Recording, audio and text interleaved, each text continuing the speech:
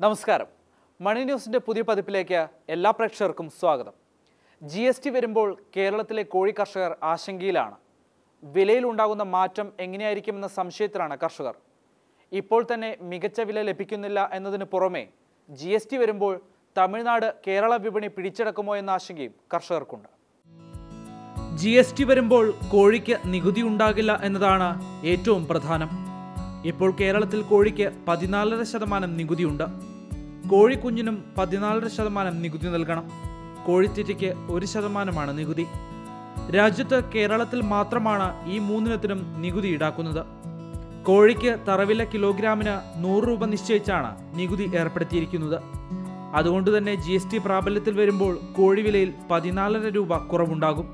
കോഴിത്തീറ്റയിൽ 1% കുറവും പ്രതീക്ഷിക്കുന്നു. അതേസമയം തമിഴ്നാട്ടിൽ കോഴിക്ക് നികുതിയില്ല എന്നതുകൊണ്ട് തന്നെ അവിടെ നിന്നുള്ള കോഴിക്കും കോഴിക്കുഞ്ഞിനും വില കുറയില്ല. അതായത് നിലവിൽ കേരളത്തിൽ കോഴിക്ക് 100 രൂപയാണെങ്കിൽ GST വന്നാൽ അത് 86 രൂപയായി കുറയും. തമിഴ്നാട്ടിൽ 86 രൂപയുള്ള കോഴി കടത്തുകൂലി കൂട്ടി ഇവിടെ വിൽപ്പന നടത്താം. പക്ഷേ കേരളത്തിലുള്ളതിനേക്കാൾ ഉൽപാദന ചെലവ് തമിഴ്നാട്ടിൽ കുറവായതിനാൽ GST വന്നാലും ഇവിടെയുള്ള കോഴി കർഷകർക്കുള്ള വെല്ലുവിളി തുടരും. GST വരുമ്പോൾ കേരളത്തിലെ കോഴി കർഷകരെ സംബന്ധിച്ച് മാത്രമാണ് അതിൽ വിലയിൽ വ്യത്യാസം വരുന്നത്. തമിഴ്നാടോ വേറെ ഇന്ത്യയിലെ ഒരു സംസ്ഥാനത്തും കോഴിക്കോ കോഴിത്തീറ്റയ്ക്കോ കോഴിക്കുഞ്ഞിനോ നികുതിയില്ല. ആയതിനാൽ GST വരുമ്പോൾ ഇന്ത്യയിലെ മറ്റൊരു സംസ്ഥാനത്തും കോഴിവിലയിലെ യാതൊരുവിധ മാറ്റങ്ങളോ യാതൊരുവിധ ചലനങ്ങളോ ഉണ്ടാകാൻ പോകുന്നില്ല. കേരളത്തിൽ മാത്രമാണ് GST വരുമ്പോൾ കോഴിക്ക് ഒരു എഫക്റ്റ് വരുന്നത്. നിലവിൽ കേരളത്തിൽ ആഴ്ചയിൽ 1 ലക്ഷം കിലോ ആണ് ഇവിടെ കൺസ്യൂം ചെയ്യുന്നത്. ആ കോഴി ഏകദേശം ഇവിടെ ഉൽപ്പാദിപ്പിച്ചുകൊണ്ടിരുന്നതാണ്. പക്ഷെ ഇപ്പോൾ ഈ കഴിഞ്ഞ വേനലായപ്പോൾ കോഴിവിലയിലുള്ള നഷ്ടവും അതുപോലെ തന്നെ അധിക ചൂടുകൊണ്ടുള്ള ചാവലും എല്ലാം ചേർത്തുകൊണ്ട് ഒരുപാട് ഫാമുകൾ ഇവിടെ ഒരു 40-50% ഫാമുകൾ കൂട്ടിക്കിടക്കുകയാണ്. അപ്പോൾ അതുകൊണ്ട് ഇപ്പോൾ കേരളത്തിൽ നിന്ന് പുറത്തുനിന്ന് തമിഴ്നാട്ടിൽ നിന്നും കർണാടകയിൽ നിന്നൊക്കെ കോഴി 40% കോഴി പുറത്തുനിന്ന് വരികയാണ്.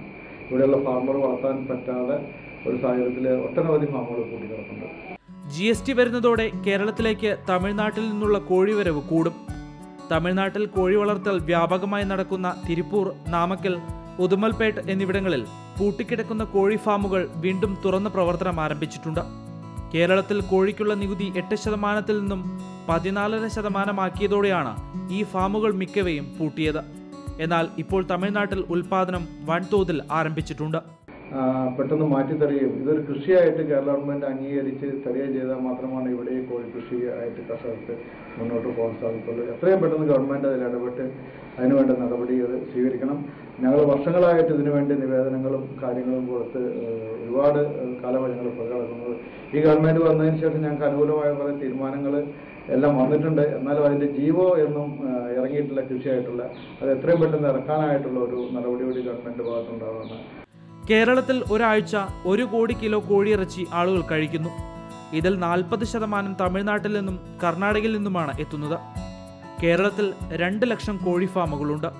പക്ഷേ ഇതിൽ 30% പൂട്ടിക്കിടക്കുകയാണ്.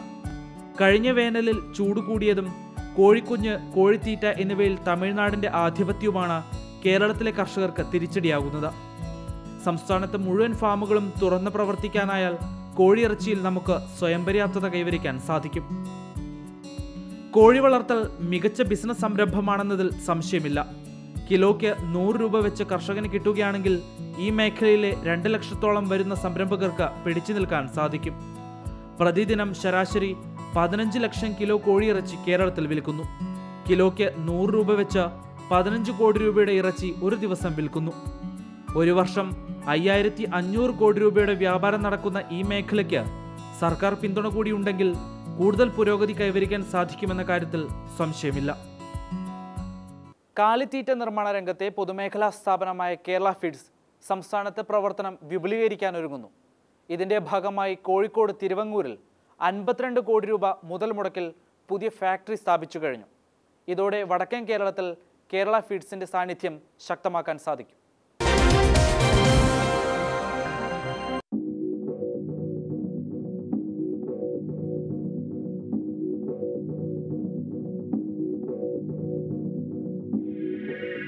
കേരളത്തിലെ കാലിത്തീറ്റ വിപണി അന്യസംസ്ഥാന കമ്പനികൾ നിയന്ത്രിക്കുന്നതിന് അവസാനം കുറിക്കാനാണ് കേരള ഫീഡ്സിന്റെ ശ്രമം. നിലവിൽ കേരളത്തിലെ ക്ഷീര കർഷകർ അന്യസംസ്ഥാന കാലിത്തീറ്റകളെയും ആശ്രയിക്കേണ്ടി വരുന്നുണ്ട്. എന്നാൽ ഇവയുടെ ഗുണനിലവാരം ഉൾപ്പെടെയുള്ള കാര്യത്തിൽ യാതൊരു ഉറപ്പുമില്ല. ഈ സാഹചര്യത്തിലാണ് സംസ്ഥാന സർക്കാർ സ്ഥാപനമായ കേരള ഫീഡ്സ് അതിന്റെ വിപുലീകരണ പദ്ധതിയിൽ ഉൾപ്പെടുത്തി വടക്കൻ കേരളത്തിലും സാന്നിധ്യം അറിയിക്കുന്നത്. കേരള ഫീഡ്സിന്റെ പ്രധാന ലക്ഷ്യം കേരളത്തിലെ ക്ഷീര കർഷകർക്ക് മിതമായ നിരക്കിൽ ഗുണനിലവാരത്തിലുള്ള കാലിത്തീറ്റ വിതരണം ചെയ്യുക എന്നുള്ളതാണ്. ഇതുകൂടാതെ കേരളത്തിലെ കാലിത്തീറ്റകളുടെ വില നിയന്ത്രിക്കുന്ന പ്രധാന ചുമതലയും കേരള ഫീഡ്സിനുണ്ട്. കോഴിക്കോട് നഗരത്തിൽ നിന്ന് മാറി തിരുവങ്ങൂരിലാണ് ഫാക്ടറി. 52 കോടി രൂപയാണ് ഫാക്ടറിയുടെ നിർമ്മാണ ചെലവ്. ട്രയൽ റൺ അടക്കം നടന്നു കഴിഞ്ഞ ഫാക്ടറിയുടെ പ്രതിദിന ഉൽപ്പാദനശേഷി 300 മെട്രിക് ടണ്ണാണ്. ഹൈടെക് ഫാക്ടറിയുടെ ഉൽപ്പാദനം പൂർണ്ണശേഷിയിലെത്തുന്നതോടെ മലബാറിലെ ക്ഷീരകർഷകർക്കാവും അതിന്റെ ഗുണഫലം ലഭിക്കുക. തുടക്കകാലം മുതലേ കേരളത്തിലെ ക്ഷീരകർഷകരെ സഹായിക്കുക എന്ന ലക്ഷ്യത്തോടെ പ്രവർത്തനം ആരംഭിച്ച സ്ഥാപനമായിരുന്നു കേരള ഫീഡ്സ്. 1999 തൃശൂർ ജില്ലയിലെ കല്ലേറ്റിൻകരയിലായിരുന്നു ആദ്യ ഫാക്ടറി സ്ഥാപിക്കപ്പെട്ടത്. 99 ഏകദേശം 27 കോടി ടേൺ ഓവറിൽ തുടങ്ങിയ ഈ പൊതുമേഖലാ സ്ഥാപനം കഴിഞ്ഞ സാമ്പത്തിക വർഷം 2016-17 ഏകദേശം 408 കോടി രൂപയുടെ ടേൺ ഓവർ കൈവരിച്ചിരിക്കുകയാണ്. ഈ 408 കോടി രൂപയുടെ ടേൺ ഓവർ കൈവരിച്ചപ്പോഴും ഏകദേശം 3 വർഷക്കാലമായി, അതായത് 2015, 2016, 2017 മാർച്ച് വരെ 4,70,000 ടൺ കാലിത്തീറ്റ കേരളത്തിലെ ക്ഷീര കർഷകർക്ക് വിതരണം ചെയ്തിട്ടുണ്ട്. ഇങ്ങനെ വിതരണം ചെയ്തപ്പോൾ ക്ഷീര കർഷകരെ സഹായിക്കുക എന്നുള്ള പ്രഥമ ലക്ഷ്യത്തിൽ നിന്ന് ഒരു അണുവിട പോലും കേരള ഫീഡ്സ് പുറകോട്ട് പോയിട്ടില്ല.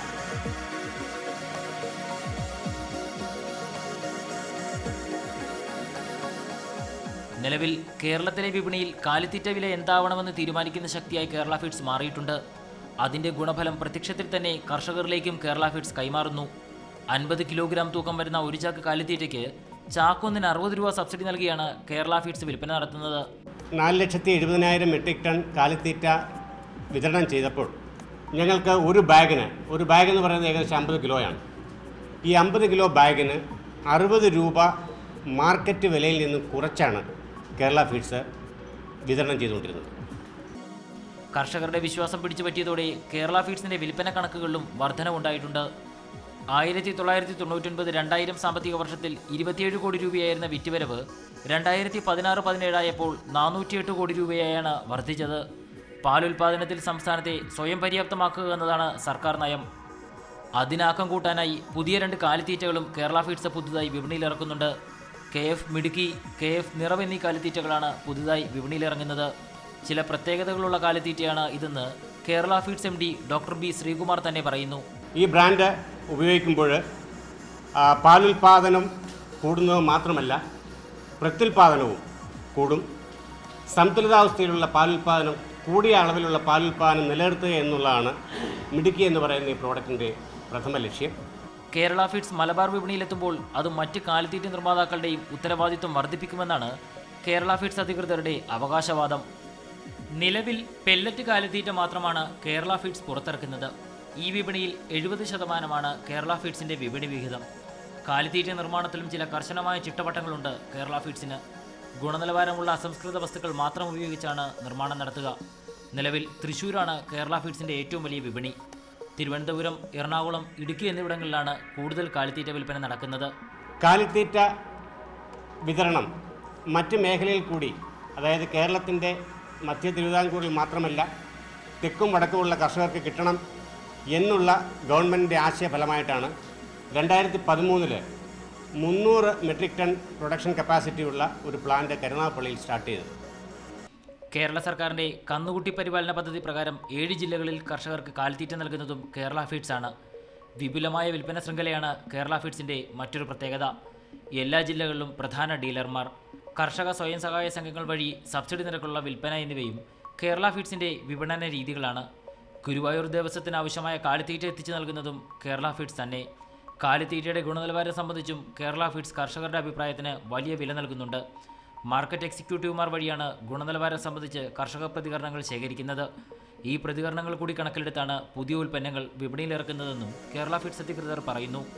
വലിയ പ്രതീക്ഷയോടെയാണ് കേരള ഫീഡ്സ് മലബാറിലേക്ക് എത്തുന്നത്. കേരള ഫീഡ്സ് നൽകിയ വാഗ്ദാനങ്ങൾ പാലിച്ചാൽ അത് കർഷകർക്കും ക്ഷീരമേഖലയ്ക്കുമാകെ വലിയ ഗുണങ്ങളാകും ഉണ്ടാക്കുക. ഒരിടവേളയാണ്. ഇടവേളയ്ക്ക് ശേഷം IT കോഴ്സ് പഠിക്കാതെ 5 രാജ്യങ്ങളിൽ സാന്നിധ്യമുള്ള IT സ്ഥാപനം പടുത്തുയർത്തിയ ചെറുപ്പക്കാരൻ കാണാം ഇടവേളയ്ക്ക് ശേഷം.